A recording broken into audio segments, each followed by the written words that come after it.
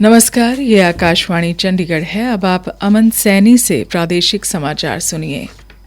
केंद्र सरकार ने कर्मचारी भविष्य निधि ईपीएफओ योजना 2026 को अधिसूचित कर दिया है।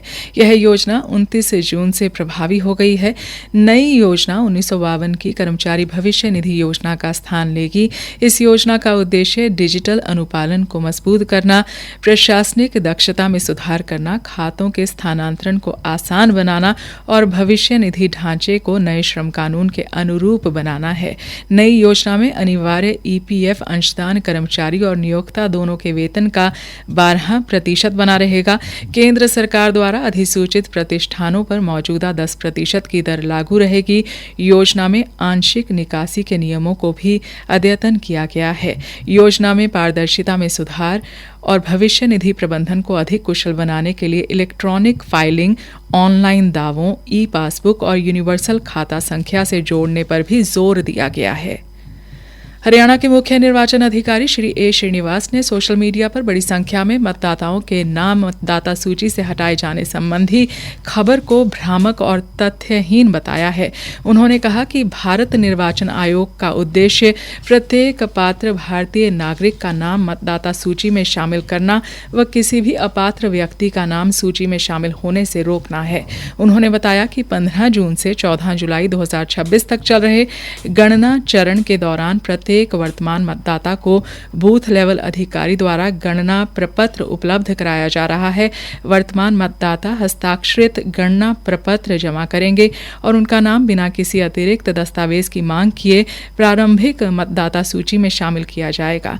मुख्य निर्वाचन अधिकारी ने स्पष्ट किया कि जिन मतदाताओं के गणना प्रपत्र प्राप्त नहीं होंगे उनके संबंध में बीएलओ स्थानीय जांच के आधार पर अनुपस्थिति, स्थानांतरण, मृत्यु जैसे संभावित कारण अनुसार डुप्लीकेट सूची तैयार करेगा। इस सूची पर बूथ लेवल अधिकारियों एवं राजनीतिक दलों के बूथ लेवल एजेंट की बैठक आयोजित की जाएगी तथा सूची को संबंधित कार्यालयों के नोटिस बोर्ड एवं विभागीय वेबसाइट पर भी जारी किया जाएगा। हरियाणा के मुख्यमंत्री श्री नायब सिंह सैनी ने हरियाणा विद्यालय शिक्षा बोर्ड द्वारा आयोजित एचटेट की परीक्षा संयुक्त योग्यता परीक्षा की तर्ज पर पारदर्शी ढंग से संपन्न करवाने के निर्देश दिए हैं। मुख्यमंत्री ने कहा कि एचटेट परीक्षा की तैयारियों की समीक्षा की गई है और अधिकारियों को परीक्षा के लिए केंद्रों पर सभी पुख्ता प्रबंध करने को कहा गया है ताकि किसी भी परीक्षार्थी को किसी प्रकार की समस्या का सामना न करना पड़े।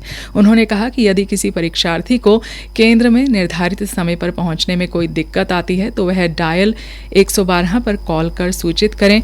पुलिस उनकी सहायता करने के लिए तत्पर रहेगी। सुचारू ढंग से परीक्षा संपन्न करवाने के लिए बोर्ड मुख्यालय पर नियंत्रण कक्ष बनाया गया है।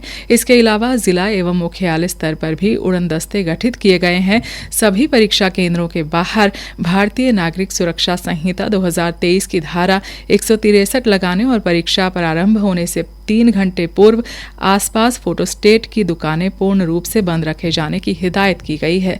मुख्यमंत्री ने कहा कि जिन जिलों के परीक्षार्थियों के केंद्र दूसरे जिलों में बने हैं उनके लिए परिवहन विभाग को निर्धारित रूट पर चलने वाली बसों के अलावा परीक्षा के समय अतिरिक्त बसों की व्यवस्था करने के निर्देश दिए गए हैं।